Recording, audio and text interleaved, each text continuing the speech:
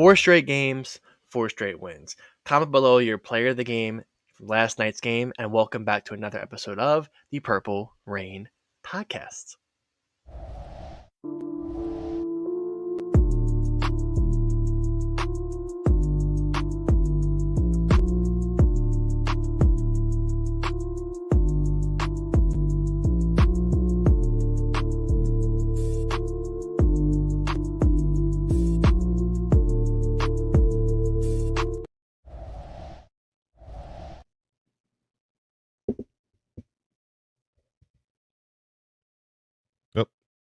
Says Alex is offline. Well, we are back. We are back with another episode of the Purple Rain Podcast. Again, I'm your host, Sutton Def, along with my co-host, Simply AS10 on this episode here, as I think he might have gotten kicked out for a quick second. He'll probably pop back in here in just a moment, so bear with us here. But yes, like I said, we're back for another episode 352. That's right, the Ray Lewis episode of the Purple Rain Podcast. It's about that time again, guys. And look, like my guy Alex said, 4 straight games, 4 straight wins.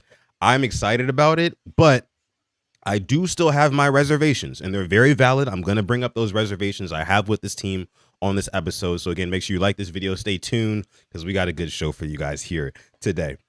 Now, look, Alex, I want to know, first of all, you're looking good over there, real spiffy. I like the hair. I like the clean cut look. You feel me? The shirt. Everything's looking put together today. It was time. Okay. All right. Well, you're looking clean. Thank you. And the Ravens have not been playing clean. That's what we're here to talk about here on this episode of the show. So let's just go ahead and let's just hop right into it. I see our members in the chat. Shout out to our members here at the Purple Rain Podcast. Always for the members here. We appreciate you guys for coming through. But the Ravens win this one yesterday, 23-16 over the Browns in Cleveland. It was an ugly win. You guys see the thumbnail. You guys see the title of this video. The Ravens are winning ugly, right?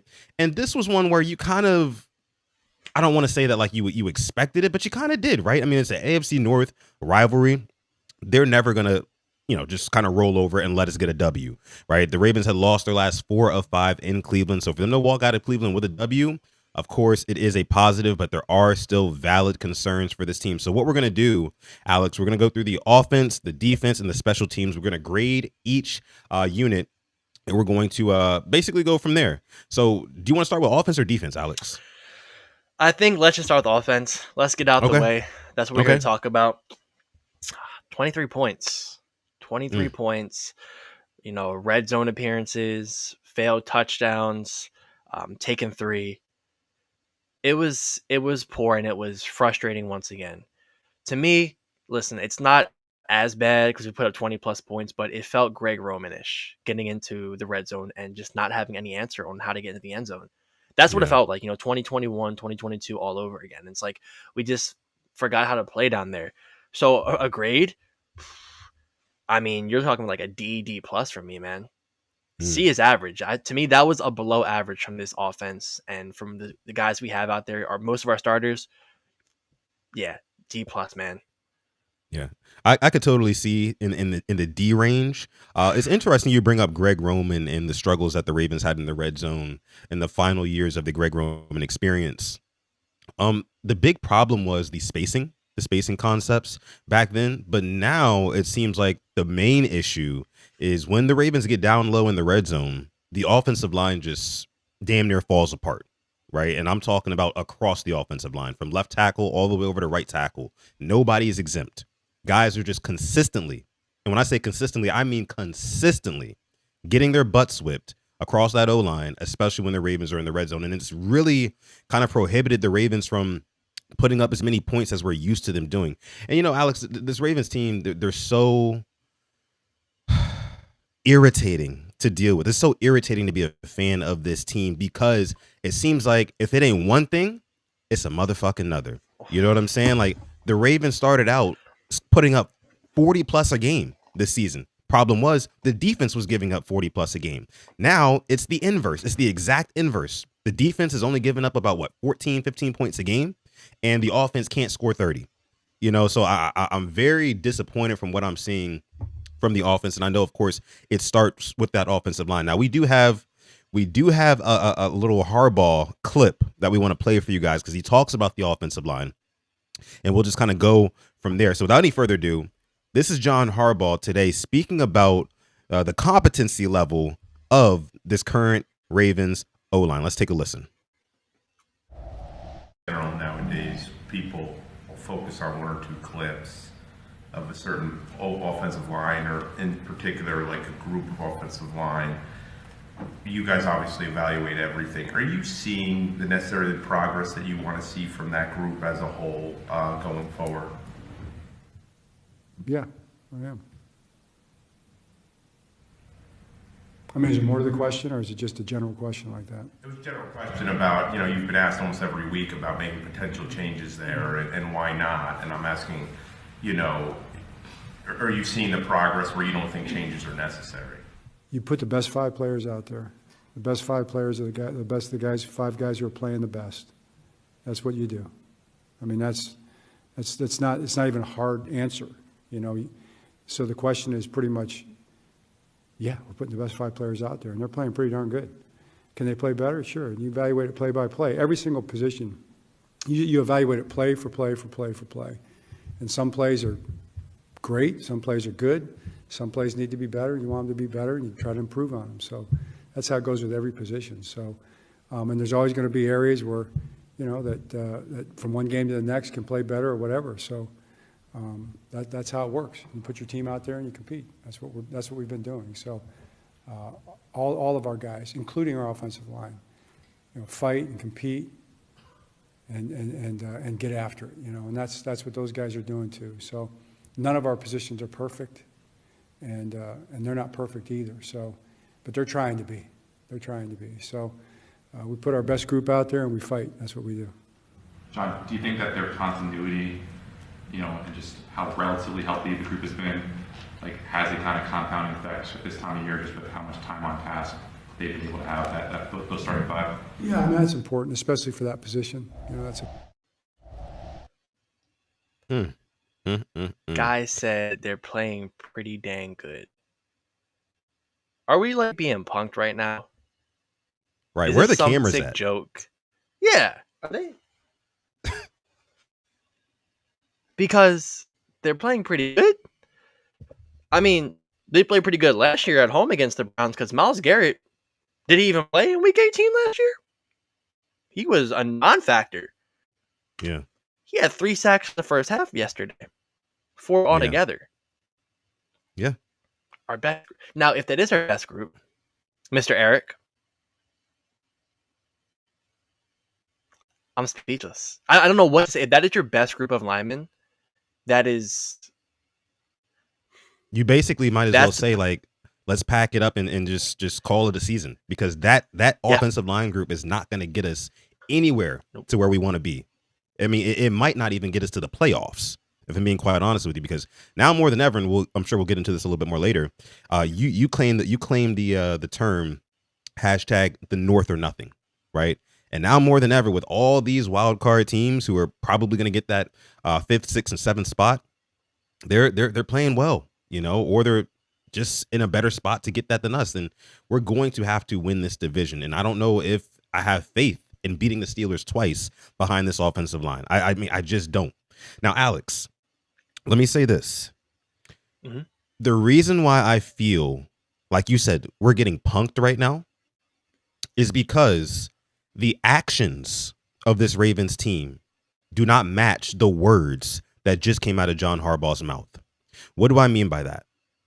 Yesterday, the Ravens were in a predicament. They were in a situation late in that game where it was a 4th down and 1. It was a 4th down and 1 with about 2 minutes left. The Browns have 2 timeouts. If you pick up this 1st down, yeah, you probably can't run out the rest of the clock, and it was already a tie game, but you have an opportunity to salt away a lot more time, right? All you need is 1 yard. Wouldn't you think, if you have an offensive line, according to John Harbaugh, that's playing, quote unquote, pretty damn good, right? And then you have one of the biggest, most bruising running backs to ever play the game of football, wouldn't you rely on him and call on his name to get 1 yard? I would think so. But no. Instead, You decide to call a boot rollout with Mark Andrews, right? Off of a fake tush push. You didn't even have faith in Mark Andrews getting 1 yard on the tush push behind this offensive line. So the fact that you make that play call in that moment, and the fact that you have to pull out a fancy play call like that against the 2-7, now 2-8 Cleveland Browns in week 11 of the season, it speaks volumes about how you really feel about this offensive line unit. You don't trust them to pick up 1 yard when you need it the most. I mean, am I crazy by saying that, Alex? You're not on 3rd and 1. And what happened to Derrick Henry? Yeah. Stuffed. I think there's no reason why you should not be a 1. But we've been stopped numerous times, short yardage situations with Derrick Henry, with this line. Now, I thought, listen, I was fooled by Monken. I thought it was going to be a pitch to Lamar again. I was like, here we go, same old Monken, just kind of using what worked last week. I will tip my hat for him calling that because that takes balls. Now, I don't know if Harbaugh knew he was running this. I want to believe he didn't because I don't think Harbaugh would have called that. I don't think he would have the guts to call it. So I'll give Monken the credit with that play because I think it was a genius play call that it worked. If it didn't work, we're sitting here and we're with an egg on our face. But to your point, yes. Actions speak louder than words. There's no way you call a trick play in a tie game. It's one thing if you're up in a tie game when the offense is so putrid that you cannot even get 7 points. Yeah. And the only reason you got 7 points was because Derrick Henry took you down to the damn near 1 or 2 yard line. You had to get in there. Outside of that, Mr. Lou, shout out to you. I'll talk about him later. He was putting up the uprights. He had low-key kind of a moment. I'll bring it up later in the show, but I'm glad it worked. But, man, you're 100% right. Actions speak louder than words, and the actions that he doesn't trust this line. And lying. If it's Pinocchio, that nose right now is probably reaching Cleveland, if we're going to be completely honest, man. So, glad we got it the win, and I'll talk about it more, but I'm glad it worked, and I'm glad, Andrews kind of had a moment. He broke the record for most receptions yesterday, most yards. Probably break the receptions next week, but he got touchdown. He hit 20 miles an hour on that run. I just want to say, for someone who suffered a season-ending injury 2 years ago and came back from it, to reach that type of speed again at his age, I'm tipping my cap. That was truly a thing of beauty. Yeah, for sure. I mean, I definitely big ups to Mark Andrews, who I thought he had a good game, albeit he only had 3 catches, but all those catches seemed pretty significant. Of course, there's the 35-yard touchdown run. Congratulations to Mark Andrews. You performed against the Cleveland Browns. We're used to seeing you do that. The question will still be held out there. Hey, look, if the Ravens do make it to January, can you make these plays? Can you make these same plays? Can you be as consistent? Right? So love Mark Andrews. Congratulations on breaking the record, but we know what it is when it comes to him. I also want to say big shout out to Patrick Ricard and Charlie Kolar for blocking so damn well on that 35-yard touchdown run. That touchdown run is not possible without Patrick Ricard, and was especially without Charlie Kolar. Charlie Kolar blocks 2 guys, right? He seals off the edge effectively as hell, and then he gets up to the second level and gets hands on the linebacker just enough to where Mark Andrews is able to run by him. If that didn't happen, then you're looking at maybe a first down conversion, but definitely not a touchdown run. That's for sure. And then like you mentioned as well with the Lamar Jackson, fake pitch to him, right? And then you have Pat Ricard starting on that side of on that side of the ball as well. It was a beautifully designed play. Now I did see Tila in the chat. Tila said in the chat, like the play call, but I wish we would have kept that one in the vault, right? You guys remember the vault? It feels like we opened up the vault a little bit unnecessarily, but I guess that's what you got to do when your offensive line is not as good as you're advertising it, John Harbaugh, right? And I don't care if he made the call or not, right? I don't care if it was Todd Monken. You are the head coach. The buck stops with you. But what else you got? I'll tell you this. If that block by Ricard, I believe, on Schlesinger or Kolar, if that block is not as good as it is, he catches up to Andrews. The game he had yesterday, he would have caught up to him. I thought he was probably the best player on defense right after Myles Garrett. It was those 2 guys, they were having our number, man. It was kudos to them. Devin Bush had the pick six, but Schlesinger really was setting the tone after Garrett. So those 2 blocks. And I think the fake pitch, I haven't watched the all 22, but watching the game, like the actual broadcast footage, that pitch took 2 or 3 guys out right there. Like they completely sold on Lamar and Henry. Yeah. So Monken, I know it was put in the playbook this week. Sucks we had to use it so quick, but in a division game, I'm going to kind of go on a tangent right here.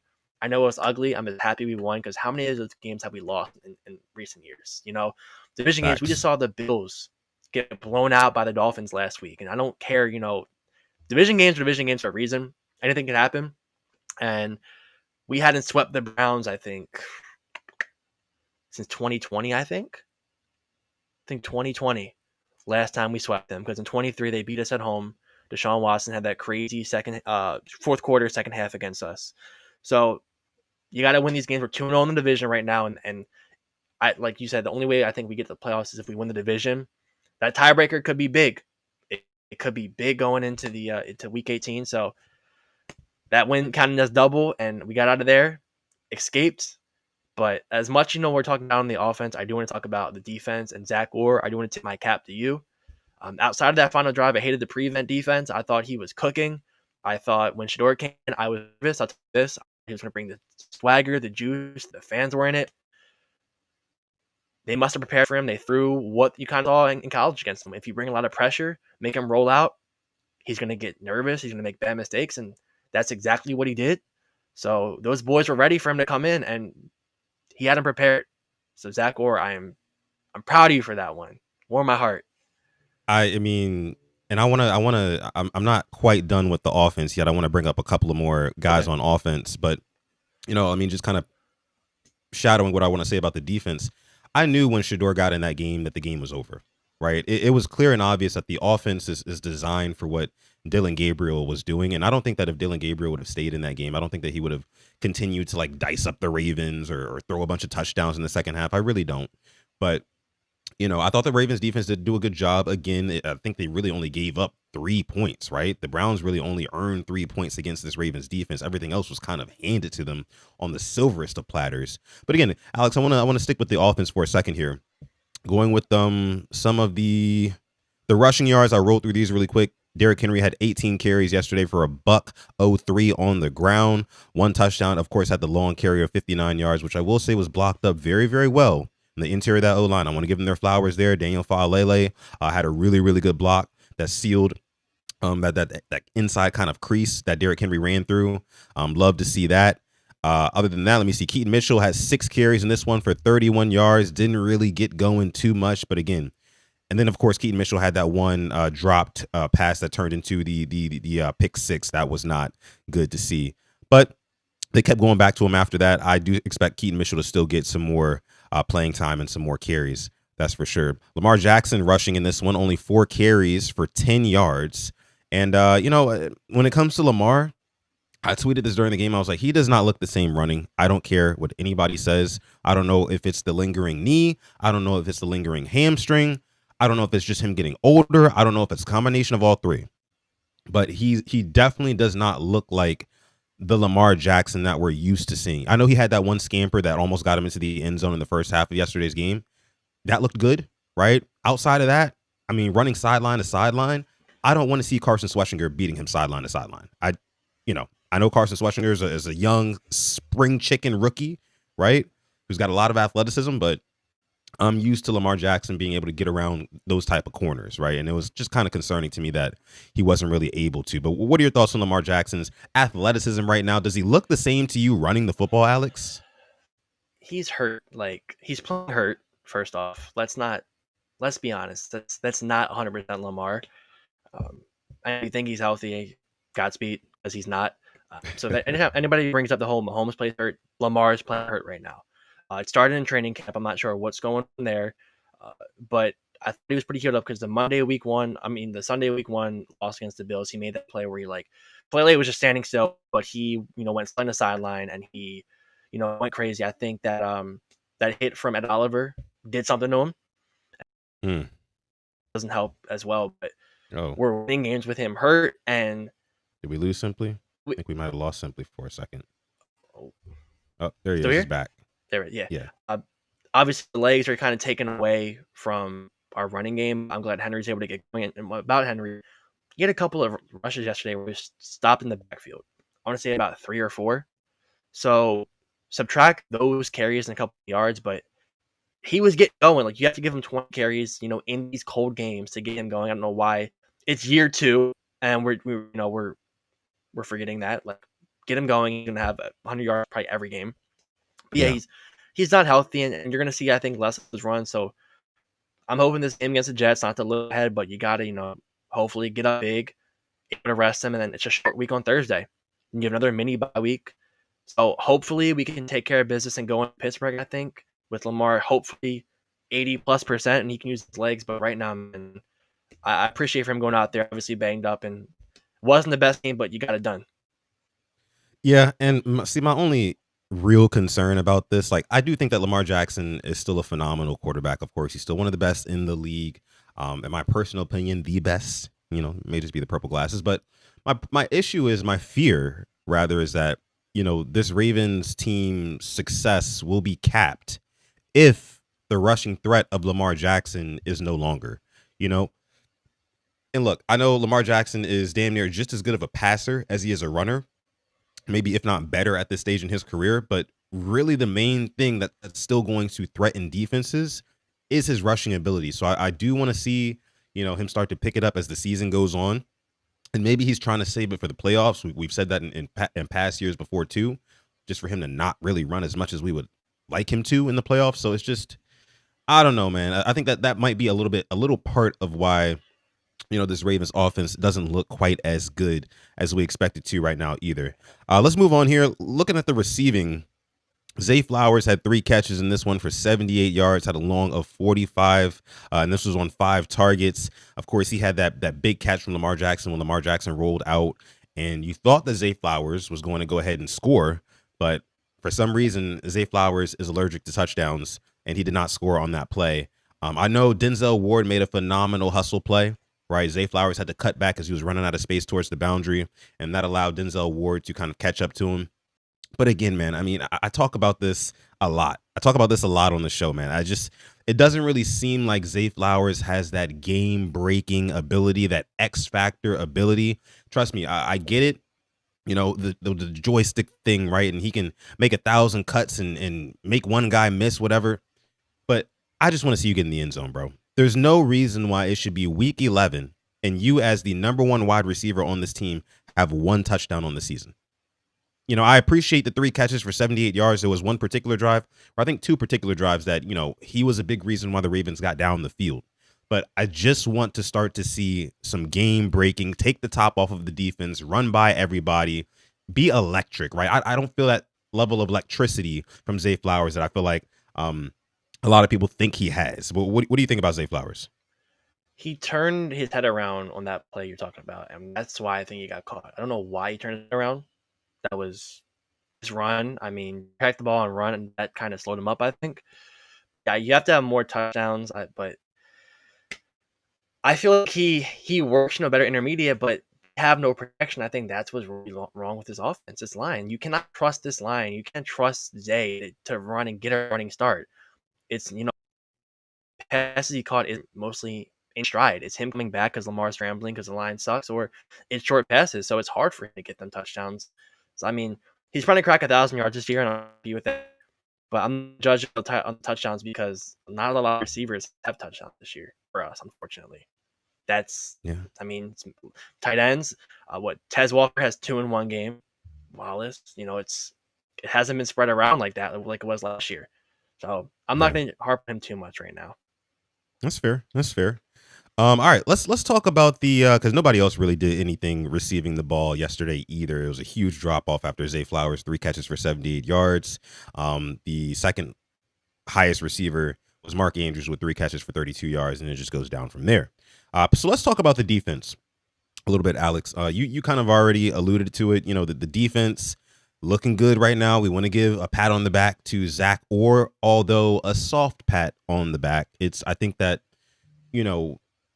making the switch with Kyle Hamilton is a move that I think probably should have been made sooner. And it's obvious that one change right there has completely flipped the production of the defense. So I'm still I'm not going to be fooled by Zach Orr again. I got to see his defense go up against a more than competent offense. I do. Because they've gotten a couple of layups these past couple of weeks. I mean, you got some young quarterbacks, Caleb Williams, J.J. McCarthy. Yesterday, Dylan Gabriel and Shedeur Sanders. You're going to be going up against Tyrod Taylor next week, right? The Cincinnati Bengals probably still will not have Joe Burrow by the time they play again. So I'm just waiting on them to either play maybe the Steelers or the Patriots, right? Packers, whenever they come to town, or I don't know if that's in Green Bay. I'm not exactly sure. But I need to see them be okay. I need to see them be tested, right? This defense. And I feel like this defense isn't being tested a whole lot right now. I got to push back. That Bears, they've won 7 out of the last 8. The Bears are a really, really good team, or shut it down. I know Caleb Williams is young. He's the number 1 overall pick, and he was able to do his best against. And I agree with you. We haven't played, but we did. We saw that. But the next elite offense we see could be the Bengals, depending if Burrow is back. I'm not too sure. The Steelers, I can't call elite. I think my hot take: we're going to win the next 3 games, and we're not going to give the division away. They're not a good team. I think their game yesterday was inflated by turnovers and Joe Flacco turned to post-Super Bowl Joe Flacco. If he shut down the Steelers, I'll be worried. I expect a performance like yesterday. I think we hold them under 20 points. Now you really got to worry about kind of DK. And Jalen Warren got banged up. Darnell Washington, somebody has to just kind of keep him under control. But outside of that, the Steelers do not scare me whatsoever. It's mainly the Bengals, the Thanksgiving game. So we'll really see who this defense is come Thanksgiving. So if he can shut them down, I'll feel pretty good, no matter if it's Joe or either Joe Burrow or Joe Flacco. But that's going to be the real test because Chase will be back after suspension. Higgins, obviously. If you can get it done then, I'm feeling pretty good. Yeah, I mean, I need to see this defense continue to force turnovers. I think that the Ravens got really lucky yesterday going up against an offense in the Cleveland Browns that just quite simply they cannot put up any points. They scored exactly what their season average is, 16 points per game. That's exactly what they got yesterday. So as advertised, their offense isn't very good. I see what you're saying about the Bears. I believe they're 8-2 now. The Vikings, I'm not really JJ McCarthy. It doesn't really move me as much as I thought he would. But again, I need to see the test. Like you said, it might be the Bengals game when they finally get a matchup that is not as favorable for them as some of these other ones have been. But the Ravens did a weird thing yesterday, right? They lost the turnover battle, but they won the game. See, that style of play is a little bit dangerous. I think winning that way is a little bit inconsistent. My biggest gripe with yesterday's win overall is that the way that we won is not very sustainable, right? Trick plays to Mark Andrews because your offensive line isn't blocking well is not sustainable. Losing the turnover battle is not sustainable, right? And winning the game is not sustainable. It's not going to happen against competent teams. It's for damn sure not going to happen in January against the best available teams in this conference. So I'm still kind of, the jury for me is still out on this defense, man. I need to see them start to stack together these performances, right? And I want to give a quick shout out to the likes of Chido Awuzie. Awuzie has probably been one of the best offseason acquisitions, if not the best offseason acquisition for the Ravens. He's been really, really good, right? I want to give a shout out to Kyle Hamilton, who had another phenomenal game yesterday, playing closer to the line of scrimmage. I think he had like 6 tackles, something like that. He had a sack, a forced fumble on that sack as well. He's been everywhere. He's been everywhere. And also 3 tackle for losses for Kyle Hamilton too. So he's been everywhere. Give a shout out to him. Also want to give a shout out to Travis Jones, per usual, always being a force on that inside. Dre Jones has been really good for the Ravens since he's been here. So has Alohi Gilman as well. Alohi Gilman and Dre Jones are playing like they've been in this system for years already, and it's really, really good to see. But Alex, who are some of the players that you would give a shout out to on this Ravens defense and why? Keon Martin, sack and a pass breakup on a first-round receiver in Jerry Jeudy. That's a UDFA guy who played Louisiana Raging Cajuns in Youngstown State, making a pass breakup on Alabama first-round receiver Jerry Jeudy. He stepped up when his name was called. That's what we want to see. EDC, maybe it's time to stop taking these 3 cornerbacks because our day 3 guys aren't playing right now, Brandon for whatever reason. Our UDFA guy stepped in. I'm not saying, put him in the biggest lights possible, but he came in, he did what he had to do. All the guys you said, I think they played great. Obviously Hamilton. Van Noy had a sack yesterday. That was good to see. I mean, Mike Green didn't show the stat sheet, but he's getting back there. Like, we just need to get the sacks. That's all I'm really waiting for. I think that's the only missing piece of this defense. As for the turnovers, Nate Wiggins found his hands. If he has those hands last year, defensive rookie of the year. It's really without a doubt. He went 5 or 6 picks. This year, has hands. What's he have? 4 picks, I think. 3. I want to say 3. 3 or 4 picks. So, I mean, as for more interceptions, we're getting them. The second half, they really locked in. They won us that game. And I want to bring up your point about trick plays. In games like that, you got to do whatever you can to win. We've seen it with the Chiefs. Over the years, they find a way. How Eagles close games, they find a way. You just got to find a way. I don't think that's going to be us the rest of the year. I don't think Lamar's going to have 2 Looney Tune interceptions. Like, every one of his picks isn't normal. It's always some weird stuff that goes on. It's a pick. It's a drop turned into a pick. That's not going to happen again. But I want to see our record. When Lamar doesn't throw for a touchdown, win record is probably 0 something, and now it's 1 something. Find a way. If that's going to be the way this year has to be, find a.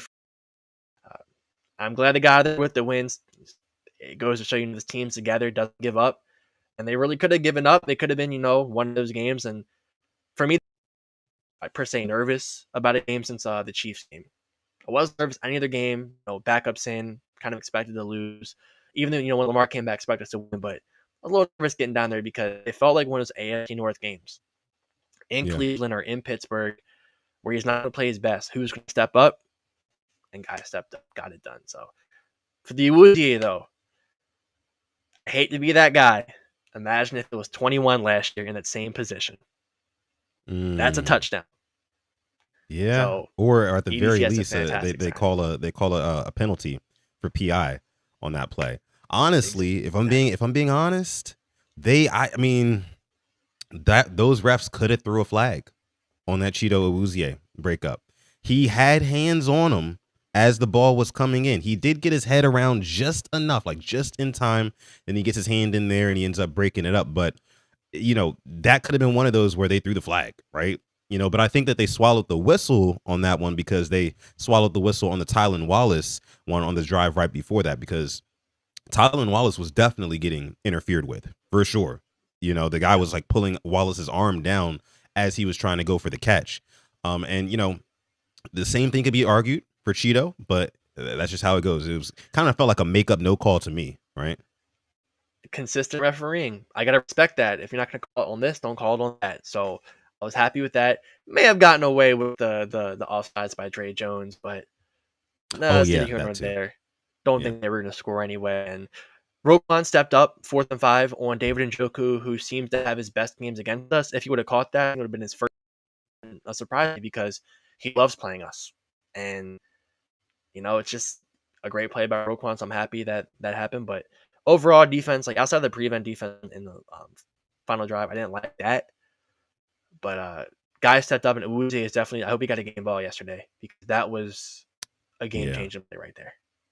Well, John Harbaugh apparently told Eric DeCosta on the plane ride home, he said, hey, look, Cheeto might be one of your best acquisitions like ever, because he's been balling. He has been balling out, man. It's an absolute luxury to have him in this secondary. And honestly, man, if the pass rush can catch up to what the secondary has been doing the past couple of weeks, then it's going to be a lights out defense. I mean, it's already looking like that. We're only giving up 14, 15 points per game in the last month, right? The Browns didn't even score at all in the second half. Like I said, they only really had 3 true points against this Ravens defense. Everything else was pretty much handed to them on a silver platter. So defense looked good. Again, I still have my reservations about the unit because I want to see them against a more high-octane offense who's going to be able to have that X-factor ability, a guy who can extend plays, a guy who's going to push the ball down the field, receivers who are going to, have that big playability, right? We just haven't really seen that too much over the past couple of weeks. We haven't. So, but that was offense, defense. Now, special teams, Alex, special teams. This was a side where it was really funky early on, wasn't it? What did you think about the special teams? I got to split this up because like Stout Loop can get graded completely different at the other guys because Stout and Loop, A+. I thought the punts were great. I thought Tyler Loop, I'm going to say it now, 4 out of 4. And I know it's not the biggest of situations, but fourth quarter in a game where your offense is stagnant, 44-yarder, there was wind, hostile environment. I know it's on a 50+. That was his first big kick of his career. Nailed it. I got to give him credit for that. That to me is a big kick. I know it's not 50+, but it is 40+. It was windy yesterday too. I was nervous for the kick, but I thought they were also a lot better, down the middle more, weren't, the other. Good things to see from him. Stat, I think it's probably his best year punting was, but to the bad. Yeah. LeJontay Wester on the one, I don't know why I dove for it. That I hope the coach is on his butt about that. Be doing that, cannot be doing that. And then even the first punt, I think took it at like the 1 or the 2, ran out for the 20, stuff like that. That could have been a lot worse. And unfortunately, it did get worse with that muff, man. It was one of those games. After that muff, I'm like, all right, here we go. Game where we shoot ourselves in the foot. But it wasn't. But I wouldn't be surprised if Tylen Wallace is returning punts next week. Wouldn't surprise me either if they throw him back there to return punts. That LeJontay Wester muff was just completely unacceptable. For number one, why are you chasing a punt, right? And he chased the punt all the way to the ground. Like, obviously, I think it's the style of punt that a lot of these new punters are doing, to where the ball is like kind of rotating at a different angle than like normal, like the normal flipping one. So it makes it a little bit harder to catch, on top of the fact that it was windy as hell all day in Cleveland yesterday. To me, that's a little bit on coaching, right? Like, you should tell your guys, hey, look, if you do not have a clear, like if you're not waiting for that ball to get to you, right, you should not be moving your feet trying to dive after a punt, right, that's coming in at a weird angle at that, right? Let that ball bounce. And the first time he caught it really, really deep, close to the end zone, and bought it out, ended up getting like 20-something yards, so he kind of saved himself there. But then the next one, muffed the punt, right? So it's definitely, for me on coaching, I understand LeJontay Wester is young, but you got to make sure that he's prepared for these type of situations for sure. But like you mentioned, Jordan Stout, he's definitely having his best season so far. He's gaining a lot of confidence with his punts, man, and I like that a lot. Tyler Loop, of course, I talked about Tyler Loop in our preview episode. I said that he hasn't really had that big game kick just yet. I think the one that you mentioned, that was one where he was kind of getting there, especially in a close game against the Cleveland Browns. But I'm thinking more so, on the road against a playoff team, a team with a winning record, a team that can put up points, a team that you cannot afford to miss a 50+ yard field goal against, because they're going to capitalize and make you pay on the other side of the ball. I still haven't seen that yet, but I do like what I'm seeing from Tyler Loop so far. Showed a lot of poise yesterday, especially kicking into that wind, in and around that wind yesterday. It was crazy in Cleveland. Outside of that, what else on special teams did we see? There was that you remember that touchback that the Ravens ended up getting that was kind of like questionable, right? Yeah. I personally didn't think that was a touchback. I thought that they successfully downed it at the 1. I didn't see that guy's leg touch the white at all, so like from any angle. So I don't know, but Ravens may have gotten away with one right there. What do you think?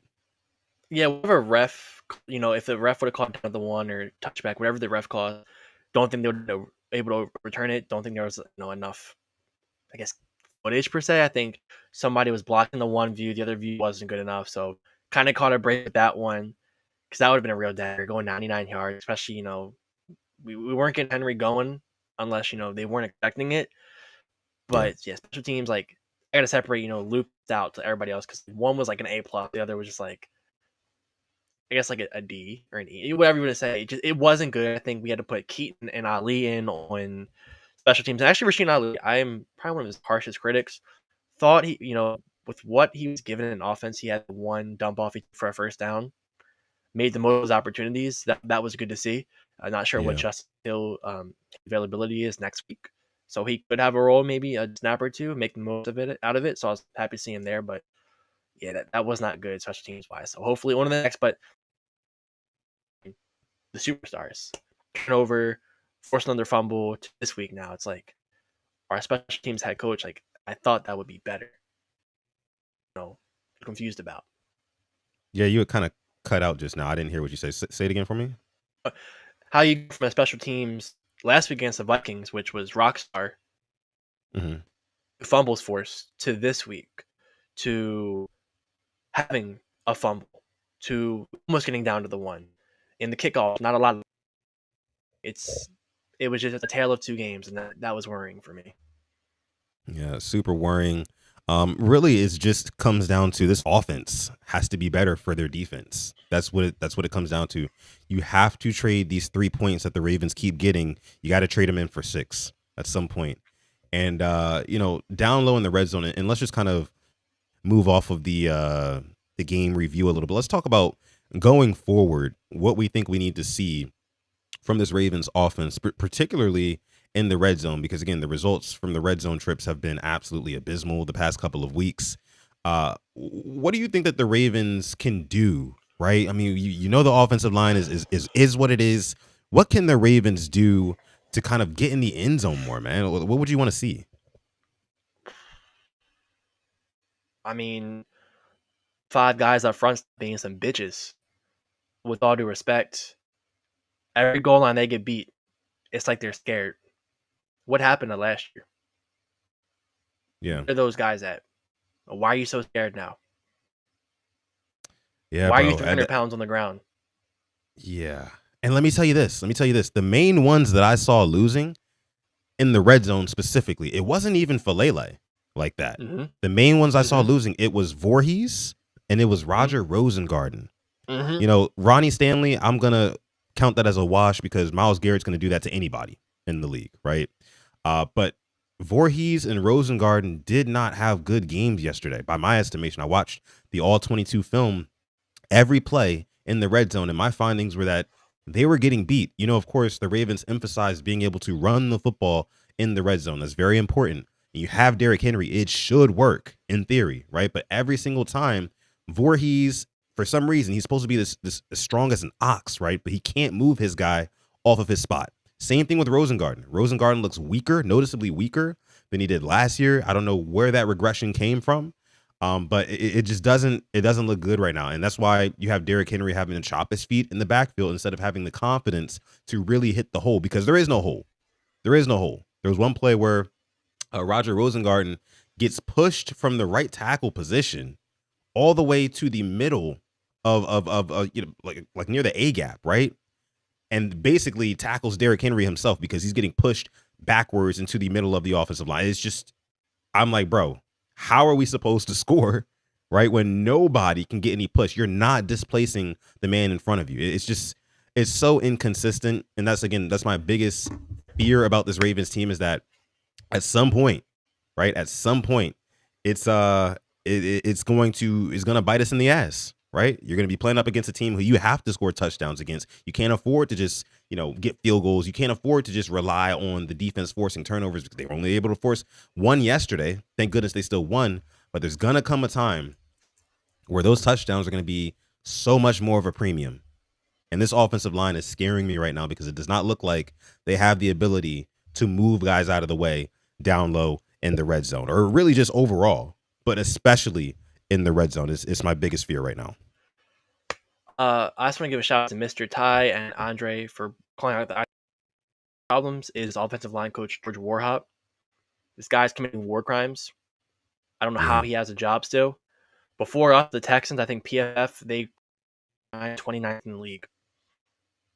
This guy is a David Culley. The Texans O-line before he came here, that's who he was with. 29th, ranked by PFF. He is the David Culley of lineman coaches. And this is why I'm saying, like, I don't understand how.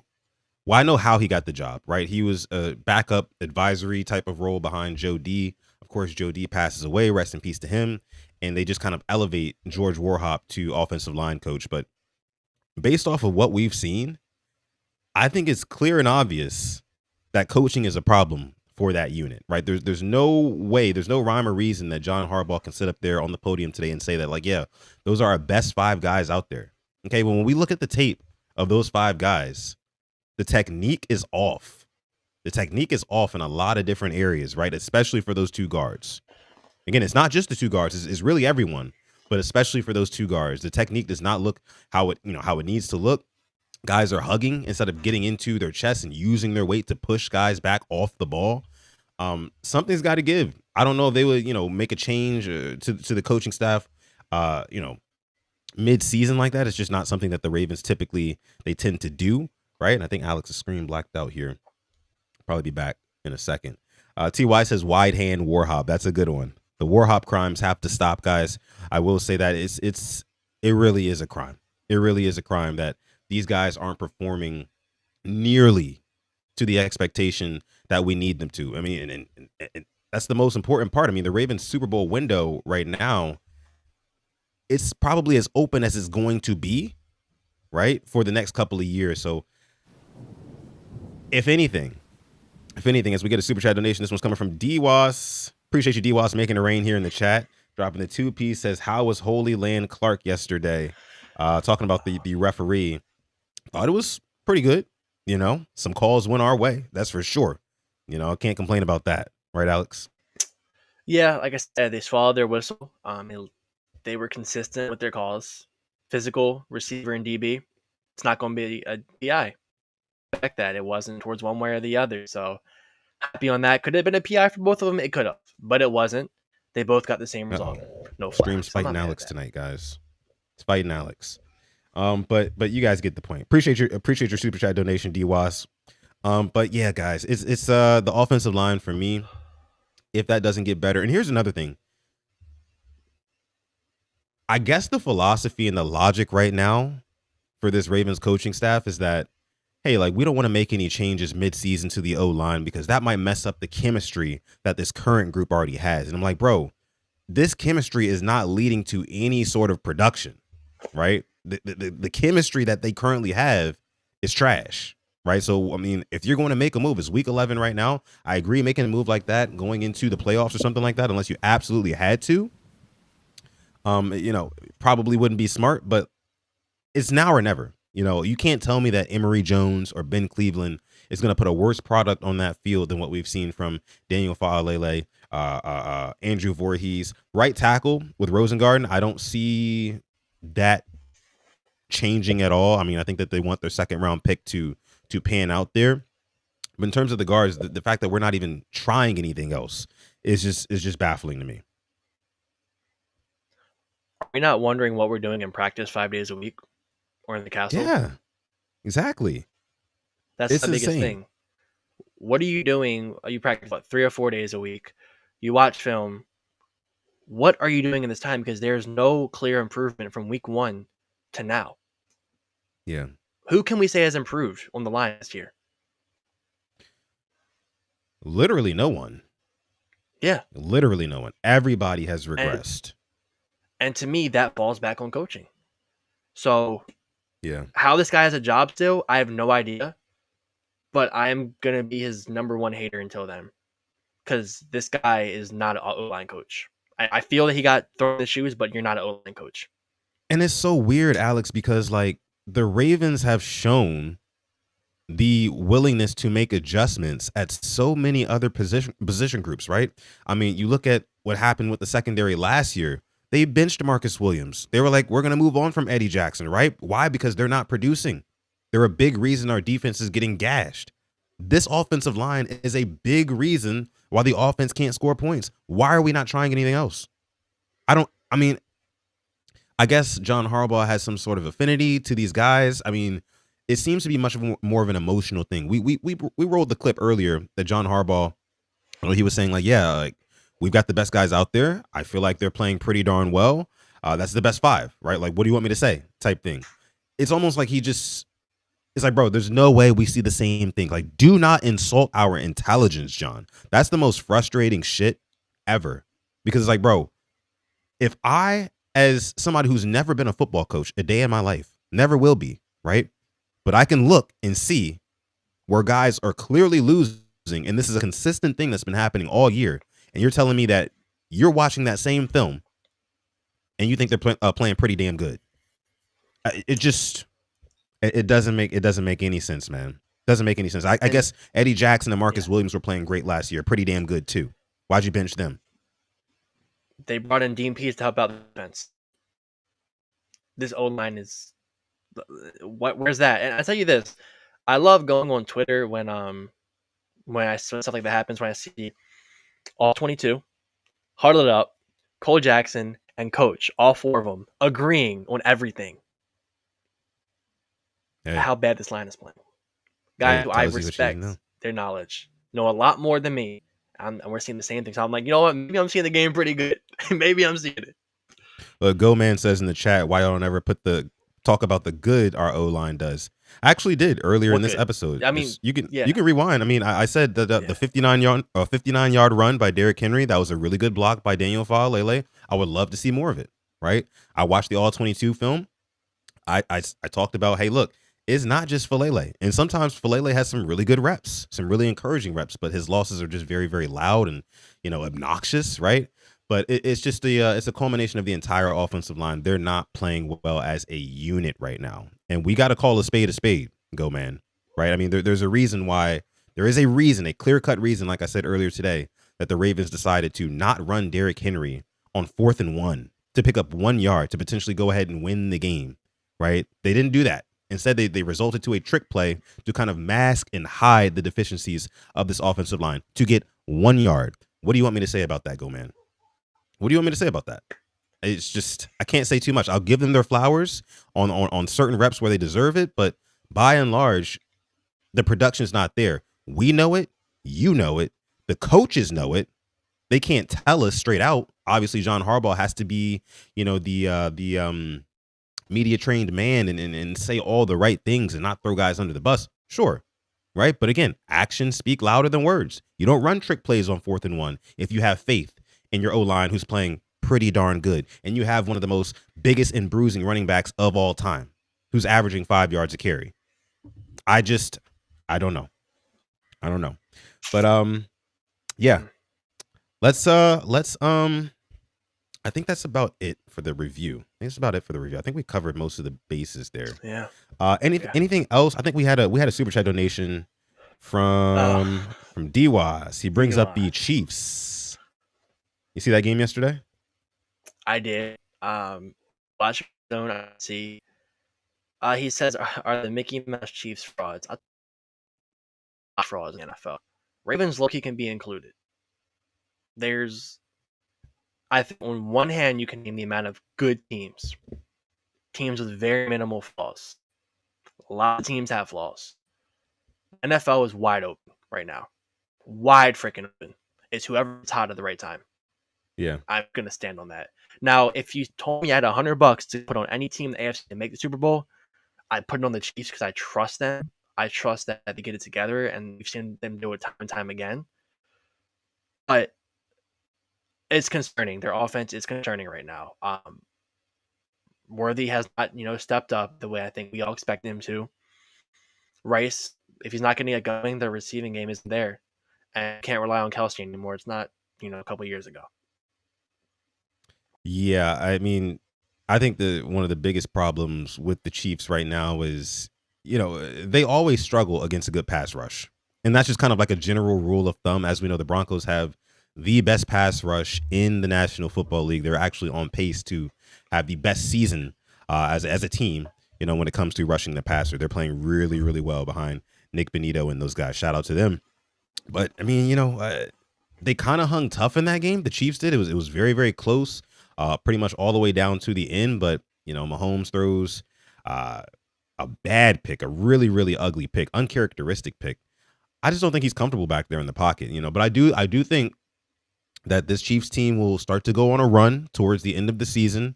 They'll start to peak towards the playoffs as they tend to do, and that'll be that. Right now, like you said, the AFC is wide open because of it, but really all it does is just make it tougher on the Ravens. No, I mean, it just makes it tougher on the Ravens because we're not going to get one of those wild card spots. That is probably not happening, unless the Chiefs go on to continue to lose games, right? Unless the Jaguars continue to lose games, a bunch of these teams, we're going to have to win the North, basically. Going to have to win the North. Can't worry about what the Chiefs are doing right now. We got to worry about what the Ravens are doing because the time will come when you have to play the Chiefs. And here's one thing, Alex, I want to get your take on, and I guess we can kind of we can end it on this.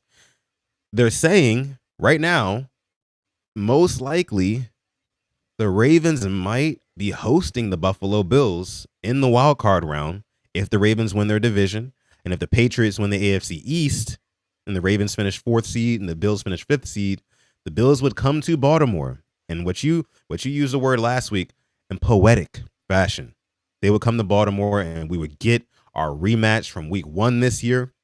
We'll get our rematch from the playoffs last year at home at the bank. Ravens will probably be surging. I don't know how they're going to do the rest of the season, but that would be a very, very storybook playoff game. And I mean, and everything will be riding on that. I mean, if you lose that game, and this is just hypothetically speaking, if that matchup were to happen, if the Ravens even make the playoffs, but if that matchup were to happen in Baltimore, do you know the amount of pressure, Alex, that would be not on the Bills, but on the Ravens to win that game? I mean, you're talking about catastrophic, like, demoralization if you lose that game, right? You lose to the Bills for the 3rd time in a row in the playoffs again at home, right? In a season where such an emotional roller coaster of a season. You cannot lose that game. I'm honestly scared for that matchup right now. Not even because the Bills are so good, but just how I know this Ravens team can get in the playoffs. But what are your thoughts about that?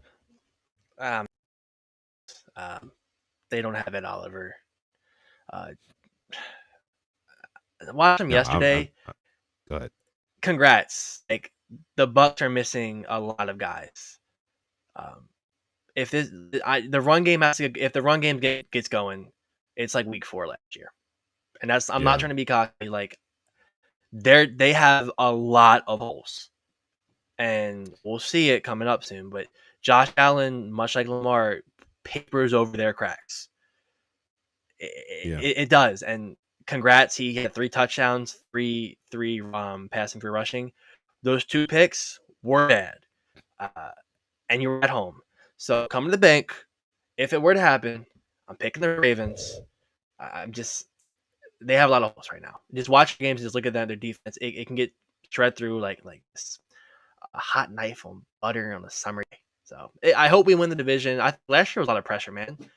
If you lost to Russell Wilson at home, Tomlin, devil magic. Harbaugh grow some nuts against McDermott. That should not be. I mean, it'll be a tough game, but we should have the game over in the 4th quarter. I just need Lamar to get healthy, and just the line to be literally competent. Yeah, and you need a clean game, right? You cannot do what you did against the Browns. You cannot lose the turnover battle and expect to win. That's been the Ravens' kind of Achilles heel in the playoffs. They just give the other team too many possessions, right? You're giving Josh Allen 2 to 3 extra possessions. You're giving Patrick Mahomes 2 to 3 extra possessions a game. You're not going to win that way. You're not going to win that way. And God forbid our offense isn't still stalling by that time when that time comes around. I mean, God forbid we can't score in the red zones. I mean, it's just there's a lot of things. This Ravens team completely changes in the playoffs, and the way that they play completely changes in the playoffs. And that's just my one concern, man. But of course, we'll cross that bridge when we get to it, right, Alex? Yeah, and one more thing about that too. I mean, with the Bills, like, Allen's on these stupid picks again. He has that stupid pick X factor. You know, one of them's gonna come out. He'll try to do the hero ball stuff, and we'll take advantage of it. And Gomez says, "You think the Broncos, Colts, and Patriots?" I've been on the Colts are a fraud train. I've been that. The Broncos, I think their defense can bail them out if Bo Nix plays. If Bo Nix plays mediocre, defense can bail them out. Patriots right now are a good team. Can't hear Alex. See him though in Baltimore. I really think the Broncos, Colts, and Patriots can beat us. Ha ha ha. What were you saying, bro? I was just saying, I've been on record saying Colts are fraud. I've been saying for weeks. Broncos can get. I mean, Bo Nix gets bailed out by the defense if he's playing bad. And the Patriots are a good team, but Drake May, lights are bright. Waiting to see it. Yeah, I would love to see it. But okay, we're going to go ahead and leave it there for this episode 352, the Ray Lewis episode of the Purple Rain podcast. We want to thank each and every one of you guys for coming out and listening to this stream, especially if you listened all the way to the very end. Always a shout out to the hashtag replay gang. If you watch this after the fact, make sure you leave a hashtag replay gang down below in the comments section. Also, be sure to like the video, subscribe to the channel as well. And if you're watching on X, give me a follow on X at Sutton Def. You can follow me there on Sutton Def and on Instagram at Sutton Def as well. You can find my guy SimplyAS10 on Twitter at SimplyAS10 and on Instagram at SimplyAS10.prod. It's been a good one. We'll see you guys in the next one. But with that being said, I'm going to let my guy Alex take us out. Yes. Thank you for coming through episode 352, Purple Rain Podcast. We love you. We appreciate you. As always, stay positive, test negative. Yes. And never, ever forget, even on the rainiest of days, to call gods. Episode 352 of PRP. We're going to catch you guys in the next one. Peace.